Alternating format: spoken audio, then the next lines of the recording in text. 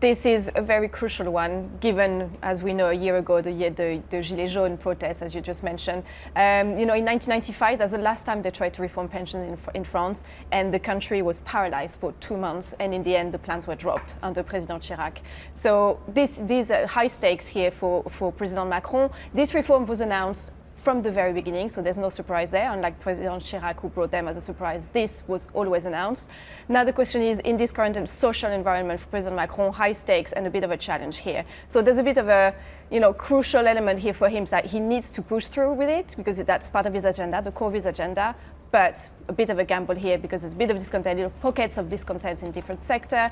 Here, it's to reform the pension reform. There's 42 different regimes of pension in France, and President Macron wants to put it all under one centralized system, and €1 put aside will give the same benefits, which at the moment is not the case, especially the SNCF, which is railway, and RATP, which is the Paris transport company.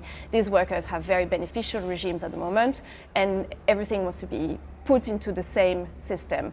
But yes, high stakes here for President Macron. First, this is a preemptive strike because nothing has been presented yet. There's been consultation and discussion started in July, but we don't have the actual reform and in its shape yet. We might have some elements next week. Apparently the Prime Minister is thinking of starting to give some elements to try to tackle this potential here disruption, and try to tackle it before it becomes too much of a gangrene issue for the French. It's a raid though, isn't it? Let's be clear about this. This is a pension raid that we will see a levelling down of benefits, not a levelling up of benefits for the pensioners who end up in this conglomerated pension system.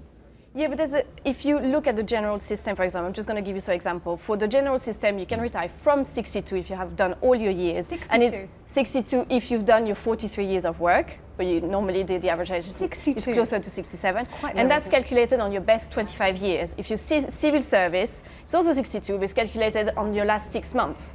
If you work for the RATP, which is the Paris transport, you can retire between 52 or 57, and that's in your last 6 months. And all comes out of the same pot of money. So there's a massive discrepancy here, and it's all financed from the same place. So there's something that needs to be done, and that's why the reform needs to come in place. But as you say, those transport workers don't want to lose the benefits. It's fine for those who have a really great system set up in France, but not good for those coming into the workforce, because they're the ones missing out. The unfairness was very much flagged up at the start of Macron's presidency, wasn't it?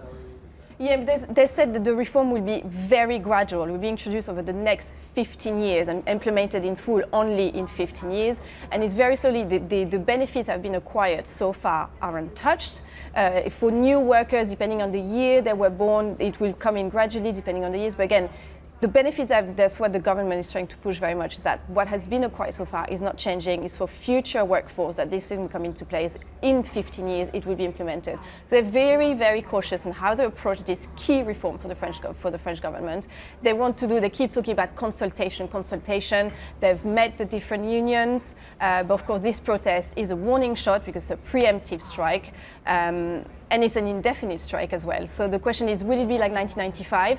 A situation just carries on and on for weeks and months, getting on nerves of users. And at the moment, the public opinion is on the side of the strikers at about 55%.